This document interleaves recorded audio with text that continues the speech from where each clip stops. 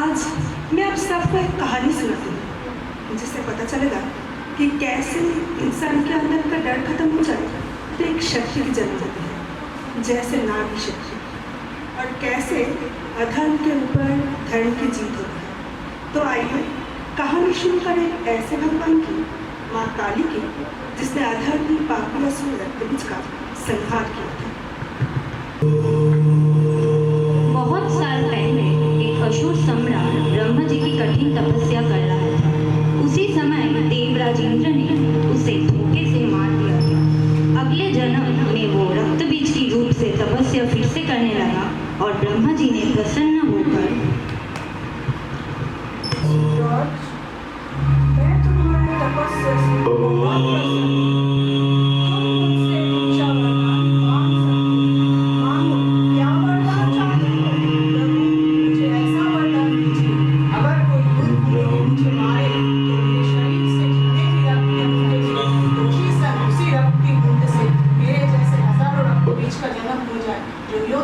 शत्रु के साथ युद्ध कर सके।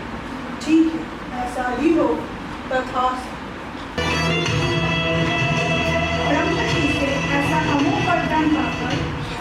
ब्रह्मा जी से ऐसा अमोघ वरदान पाकर वो बहुत महाबलशाली, अहंकारी और अत्याचारी बन गया था। उससे युद्ध में कोई भी नहीं जीत पाता था। वो अपने आप को अजर अमर समझने लगा था। वो स्वर्ग लोक को हासिल करके स्वर्ग पर आधिपत्य पाके राज करना चाहता था। फिर उसने बहुत सारे असुरों के साथ मिलकर स्वर्ग के देवताओं पर एक दिन आक्रमण कर दिया।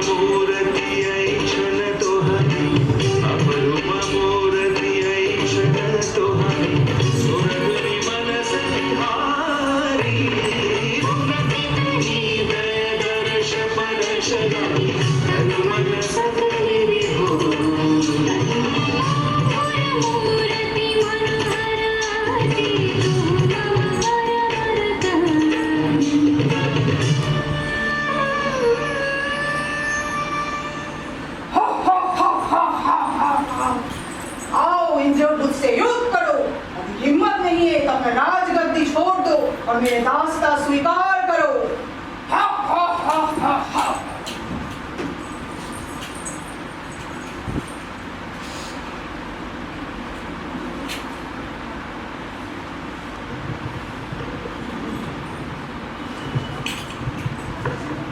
जैसे ही कोई देवता रक्तबीज पर आक्रमण करते तो रक्तबीज की शरीर की घाव से बहुत सारी रक्त जमीन पर गिर के उससे बहुत सारे रक्तबीज प्रकट होने लगे। जैसे ही रक्तबीज के पूरा शरीर तैयार हो गया, देवता अपने प्राण बचाकर भागने लगे। वो जब कैलाश पर्वत पर पहुंच गए, स्वर्ग लोक में हाहाकार मच गया। ब्रह्मा विष्णु भी संकट में पड़ गया और सारे देव मिलकर महादेव और देवी पार्वती के पास मदद के लिए गए।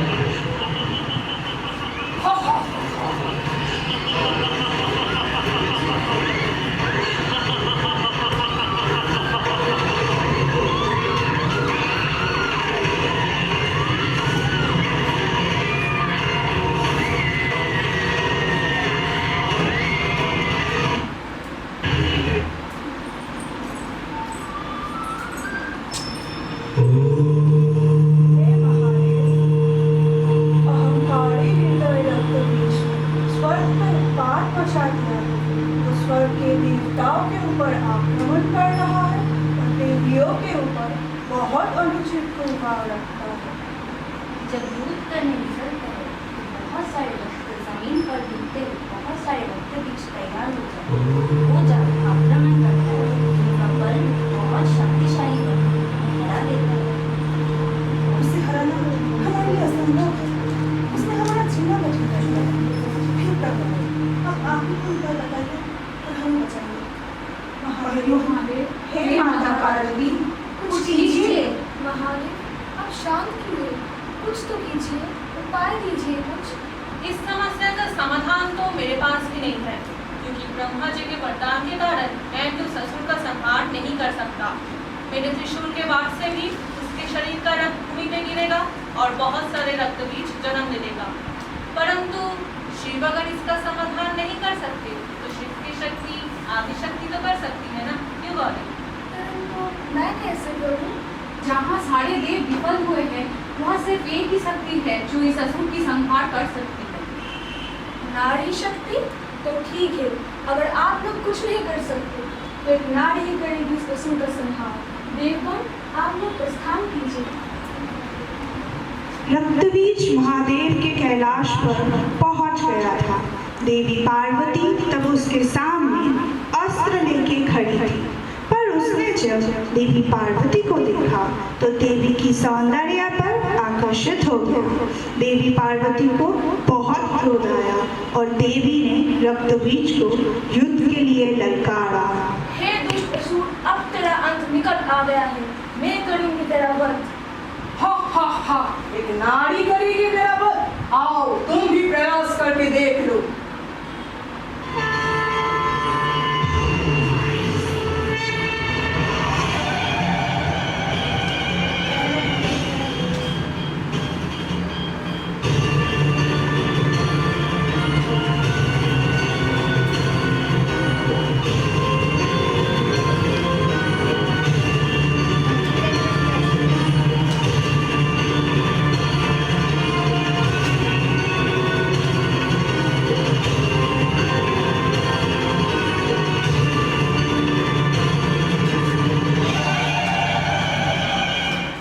देवताओं से भी नहीं हुआ तो अब एक नारी करेगी मेरा वध। मुझे कोई नहीं मार सकता।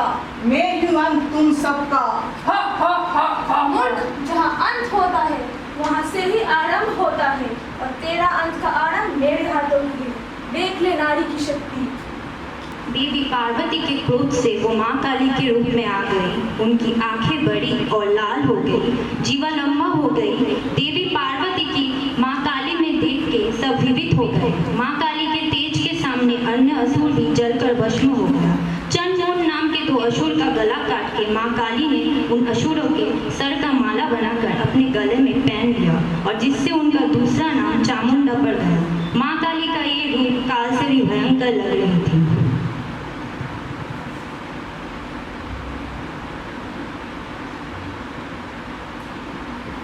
अंत भी मैं, आरंभ भी मैं, गौरी भी मैं और तुझ जैसे काल को काटने वाली काली भी मैं। हे असुर रक्तबीज, तेरे पाप का घड़ा भर चुका है। तेरा अंत मेरे ही हाथों है। आज दुनिया का कोई भी वरदान, कोई भी शक्ति तुझे बचा नहीं सकता।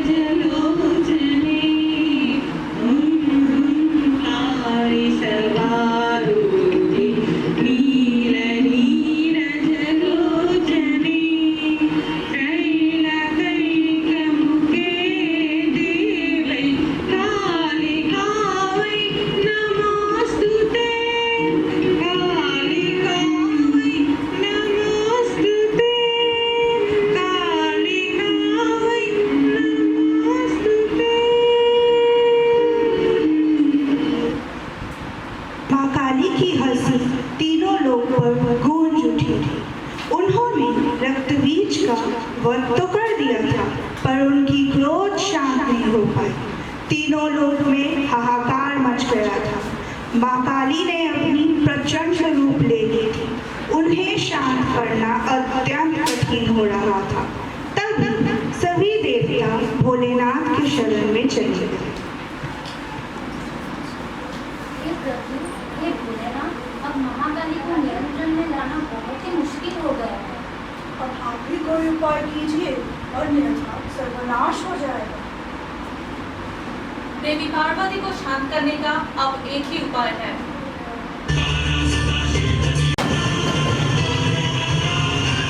हे देवी पार्वती, आपके इस महाकाली रूप को मैं शिव और बाकी सारे देवगण नमन करते हैं। आपका कार्य समाप्त हो गया है, इसलिए शांत हो जाइए और अपने पार्वती रूप में वापस आ जाइए।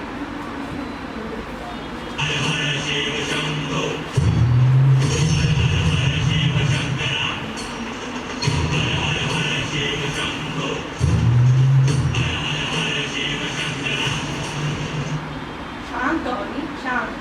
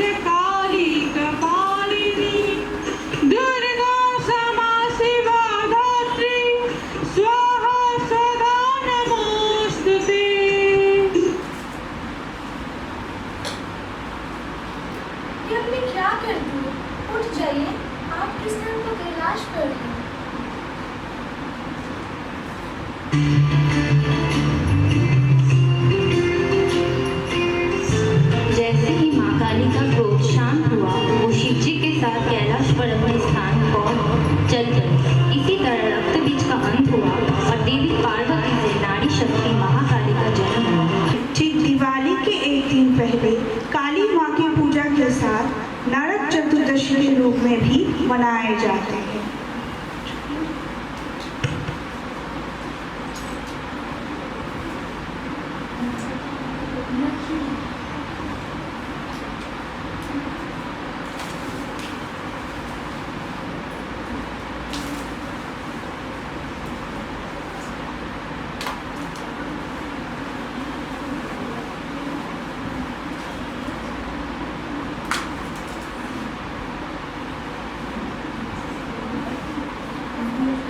और इसी तरह बुराई पर अच्छाई की, अधर्म पर धर्म की जीत हुई। एक स्त्री को जब अपने अंदर की शक्ति का एहसास हुआ तो एक नारी शक्ति का सृजन हुआ।